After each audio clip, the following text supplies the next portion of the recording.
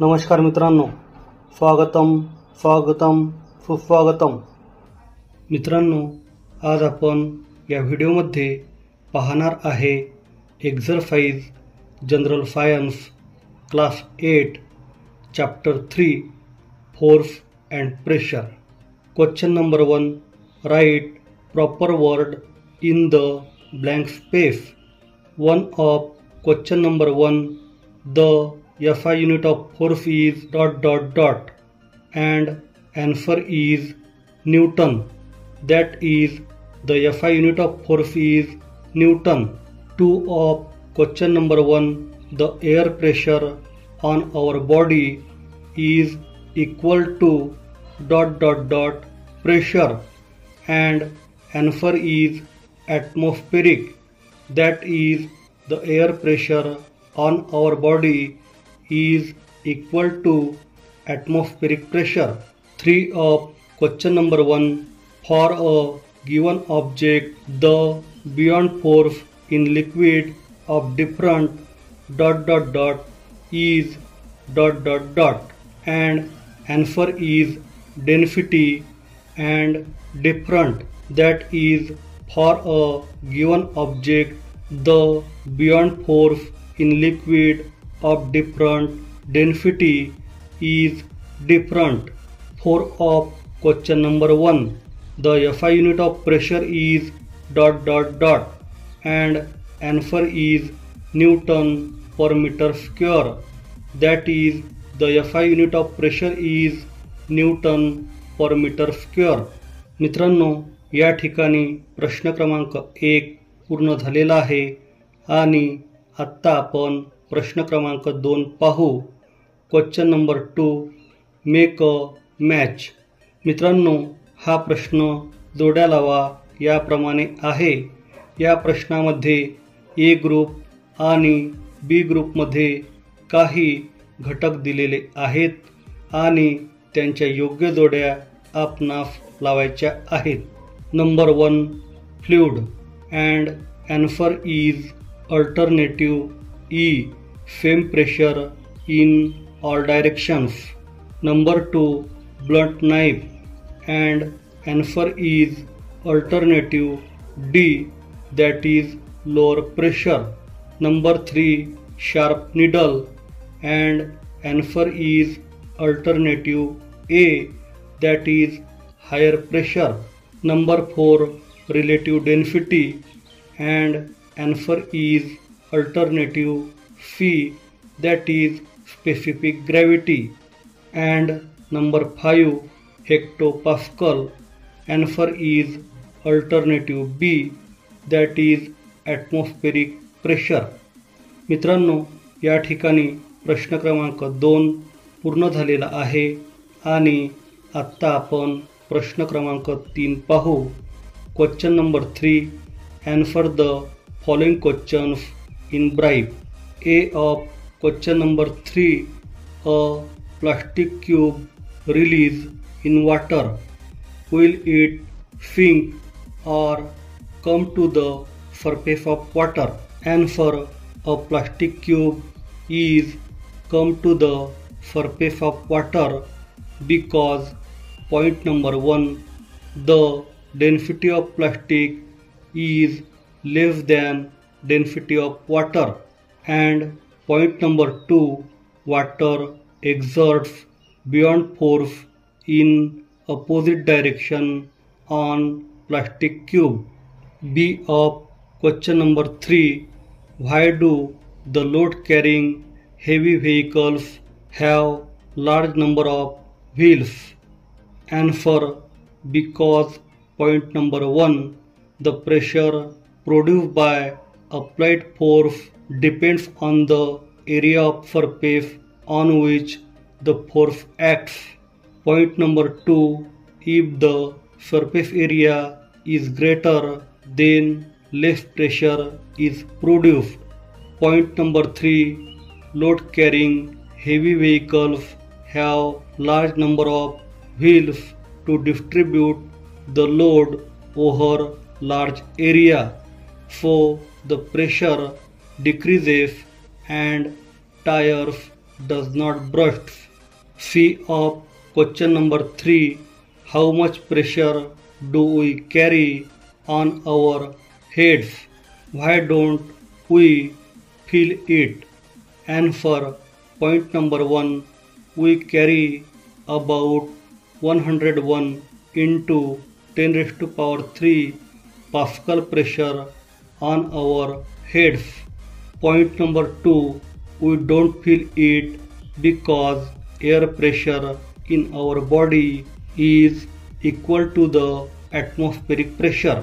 मित्रांनो, या ठिकाणी प्रश्न क्रमांक 3 पूर्ण झालेला आहे आणि आता आपण प्रश्न क्रमांक 4 पाहू. Question number 4. Why does it happens? A of question number 4. A ship dips to a large depth in fresh water as compared to the marine water. Answer: because point number 1, the density of fresh water is less than the density of marine water. Point number 2, the buoyant force act on object in fresh water is less than that in marine water. Hence, a ship dips to a larger depth in fresh water as compared to the marine water. B of question number 4. Fruits can be easily cut with a sharp knife. Answer: because point number 1, the cutting edge of sharp knife has a very less area. Point number 2, due to less surface area, the applied force produces greater pressure. Hence, the fruits can be easily cut with a sharp knife. C of question number 4. The wall of dam is broad at its base. Answer: because point number 1, the water pressure increases with depth. Point number 2, the pressure of water is maximum at the bottom of dam than the surface of water. Point number 3, to withstand this high pressure, the walls of dams are broad at its base. D of question number 4. If a stationary bus suddenly speeds up, passengers are thrown in the backward direction. Point number 1, the passengers in bus are in state of rest. Point number 2, every object exhibits a tendency to remain in the existing state of motion. This property of object is called as inertia.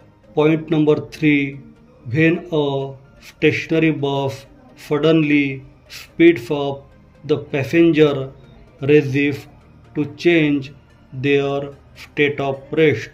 Hence, a passenger are thrown in the backward direction as a stationary bus suddenly speed up. मित्रांनो, या ठिकाणी प्रश्न क्रमांक 4 पूर्ण झालेला आहे आणि आत्ता आपण प्रश्न क्रमांक 5 पाहू. Question number 5. Complete the following tables. मित्रांनो, या प्रश्नामध्ये 3 तक्ते दिलेले आहेत आणि हे तक्ते पूर्ण करण्यासाठी आपल्याला काही गणिते सोडवावी लागतील. त्याशिवाय हे तक्ते आपण पूर्ण करू शकणार नाही. सर्वप्रथम आपण या प्रश्नातील पहिला तक्ता पाहू. Numerical problem number 1 of table number 1. मित्रांनो, या टेबलमध्ये आपणास काही गोष्टी दिलेल्या आहेत. त्या म्हणजे mass is equal to 350 kilogram and volume is equal to 175 metre cube आणि हा तक्ता पूर्ण करण्यासाठी आपणास डेन्सिटी काढावी लागणार आहे। त्यासाठी आपण density is equal to mass divided by volume हे सूत्र वापरू। या सूत्रामध्ये किमती टाकल्यानंतर आपल्याला density is equal to 350 divided by 175 असे समीकरण मिळते।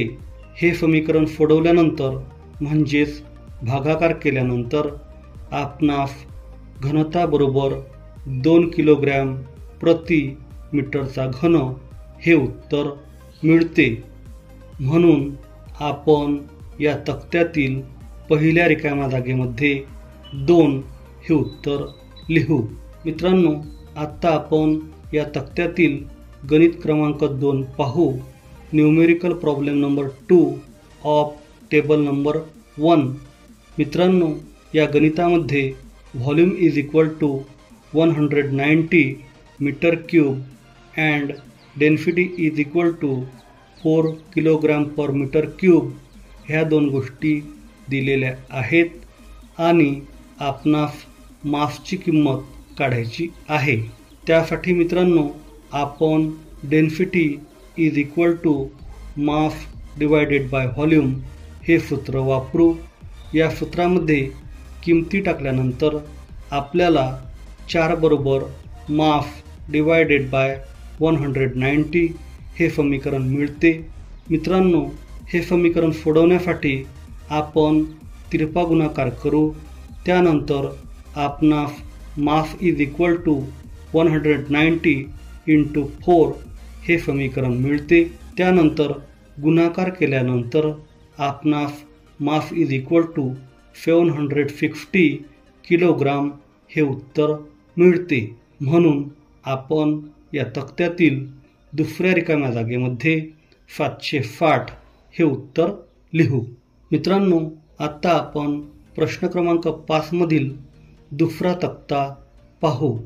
Problem number 1 of table number 2। प्रश्न क्रमांक 5 मधील दुसऱ्या तक्त्यातील पहिले गणित। या गणितामध्ये आपणास density of water is equal to 10⁻³ kilogram per metre cube आणि relative density of metal is equal to 5 ह्या दोन गोष्टी दिलेल्या आहेत व आपणास डेन्सिटी ऑफ मेटल काढायची आहे। त्यासाठी मित्रांनो, आपण relative density is equal to density of metal divided by density of water हे सूत्र वापरू। या सूत्रामध्ये किमती टाकल्यानंतर आपणास 5 is equal to density of metal divided by 10⁻³ हे समीकरण मिळते। तिरपा गुणाकार केल्यानंतर आपणास density of metal is equal to 5 into 10⁻³ हे उत्तर मिळते। म्हणून आपण दुसऱ्या तक्त्यातील पहिल्या रिकाम्या जागेमध्ये 5 × 10⁻³ हे उत्तर लिहू। मित्रांनो, आत्ता आपण दुसऱ्या तक्त्यातील दुसरे गणित पाहू। या गणितामध्ये density of metal is equal to 8.5 into 10⁻³ density of water is equal to 10⁻³ ह्या दोन गोष्टी दिलेल्या आहेत आणि आपणास रिलेटिव्ह डेन्सिटी काढायची आहे। त्यासाठी मित्रांनो, आपण relative density is equal to density of metal divided by density of water हे सूत्र वापरू। या सूत्रामध्ये किमती टाकल्यानंतर आपणास relative density is equal to 8.5 into 10⁻³ divided by 10⁻³ हे समीकरण मिळते। मित्रांनो, हे समीकरण सोडवल्यानंतर म्हणजेच अंश आणि छेद यातील 10⁻³ हा समान घटक आपण कापू। त्यानंतर आपणास 8.5 हे उत्तर मिळते। म्हणून आपण दुसऱ्या तक्त्यातील दुसऱ्या रिकाम्या जागेमध्ये 8.5 हे उत्तर लिहू। मित्रांनो, आत्ता आपण प्रश्न क्रमांक 5 मधील तक्ता क्रमांक 3 मधील पहिले गणित पाहू। मित्रांनो, या गणितामध्ये area is equal to 0.04 metre square, pressure is equal to 20,000 newton per metre square या दोन गोष्टी दिलेल्या आहेत आणि आपणास वेट या ठिकाणी काढायचे आहे। त्यासाठी मित्रांनो, आपण pressure is equal to weight divided by area हे सूत्र वापरू। या सूत्रामध्ये किमती टाकल्यानंतर आपणास 20,000 is equal to weight divided by 0.04 हे समीकरण मिळते। मित्रांनो, हे समीकरण सोडवण्यासाठी आपण तिरपा गुणाकार करू। त्यानंतर आपणास weight is equal to 20,000 into 0.04 हे समीकरण मिळते। त्यानंतर मित्रांनो, गुणाकार केल्यानंतर आपणास 800 न्यूटन हे उत्तर मिळते। म्हणून आपण तिसऱ्या तक्त्यातील पहिल्या रिकाम्या जागेमध्ये 800 न्यूटन हे उत्तर लिहू। मित्रांनो, आता आपण तिसऱ्या तक्त्यातील गणित क्रमांक 2 पाहू। मित्रांनो, या गणितामध्ये weight is equal to 1500 newton, area is equal to 500 metre square ह्या दोन गोष्टी दिलेल्या आहेत आणि आपणास प्रेशर काढायचे आहे। त्यासाठी मित्रांनो, आपण pressure is equal to weight divided by area हे सूत्र वापरू। मित्रांनो, या सूत्रामध्ये किमती टाकल्यानंतर आपणास pressure is equal to 1500 divided by 500 हे समीकरण मिळते। भागाकार केल्यानंतर आपणास pressure is equal to 3 newton per metre square हे उत्तर मिळते। म्हणून मित्रांनो, आपण तिसऱ्या तक्त्यातील दुसऱ्या रिकाम्या जागेमध्ये 3 हे उत्तर लिहू। मित्रांनो, या ठिकाणी प्रश्न क्रमांक 5 पूर्ण झालेला आहे आणि आत्ता आपण प्रश्न क्रमांक 6 पाहू। Question number 6, the density of metal is 10.8 into 10⁻³ kilogram per metre cube. Find the relative density of the metal. मित्रांनो, या गणितामध्ये density of metal is equal to 10.8 into 10⁻³ kilogram per metre cube आणि density of water is equal to 10⁻³ kilogram per metre cube या दोन गोष्टी दिलेल्या आहेत आणि आपणास रिलेटिव्ह डेन्सिटी ऑफ मेटल काढायची आहे। त्यासाठी मित्रांनो, आपण relative density is equal to density of metal divided by density of water हे सूत्र वापरू। मित्रांनो, या सूत्रामध्ये किमती टाकल्यानंतर आपणास relative density is equal to 10.8 into 10⁻³ divided by 10⁻³ हे समीकरण मिळते। मित्रांनो, अंशातील 10⁻³ आणि छेदातील 10⁻³ समान आहेत, म्हणून त्यांना काढून टाकल्यानंतर आपणास relative density of metal is equal to 10.8 हे उत्तर मिळते। म्हणून मित्रांनो, या प्रश्नाचे उत्तर 10.8 आहे। मित्रांनो, आता आपण प्रश्न क्रमांक 7 पाहू। Question number 7, volume of an object is 20 centimetre cube and the mass is 50 gram. Density of water is 1 gram per centimeter cube. Will the object floats on water or sink in water? मित्रांनो, या प्रश्नाचे उत्तर मिळवण्यासाठी आपणास सर्वप्रथम एक गणित सोडवावे लागेल। त्यासाठी मित्रांनो, या गणितामध्ये mass is equal to 50 gram, volume is equal to 20 centimetre cube density of water is equal to 1 gram per centimetre cube ह्या 3 गोष्टी दिलेल्या आहेत आणि आपणास डेन्सिटी ऑफ ऑब्जेक्ट काढायची आहे। मित्रांनो, त्यासाठी आपण density is equal to mass divide by volume हे सूत्र वापरू। मित्रांनो, या सूत्रामध्ये किमती टाकल्यानंतर आपणास density is equal to 50 divided by 20 हे समीकरण मिळते। हा भागाकार केल्यानंतर आपणास density is equal to 2.5 gram per centimetre cube हे उत्तर मिळते। मित्रांनो, या ठिकाणी वस्तूची घनता पाण्याच्या घनतेपेक्षा जास्त असल्यामुळे हा पदार्थ पाण्यात बुडेल। The density of object is greater than the density of water. It means that object is heavier than water. Hence, object sink in water. मित्रांनो, आत्ता आपण या स्वाध्यायामधील शेवटचा प्रश्न पाहू। Question number 8.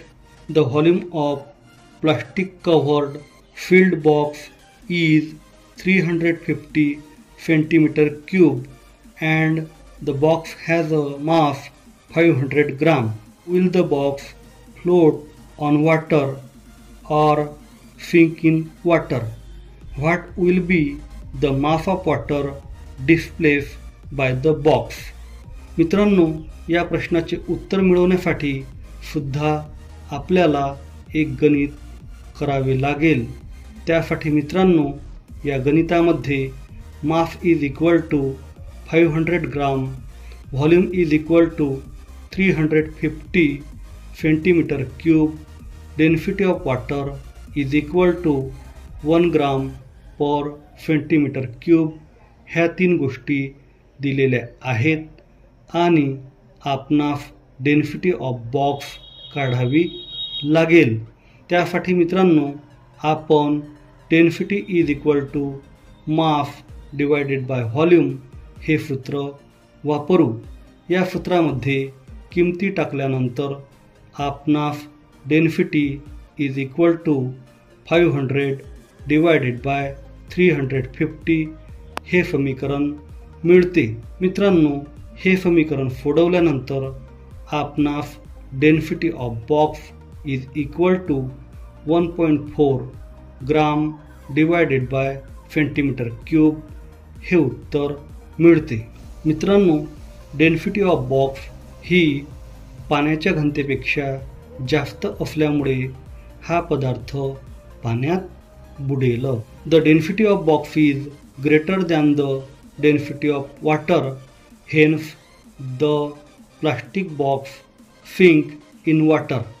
आणि मित्रांनो, या प्रश्नामध्ये विचारलेल्या दुसऱ्या प्रश्नाचे उत्तर आहे according to Archimedes principle the mass of water displaced by the box is equal to volume of box is equal to 350 gram.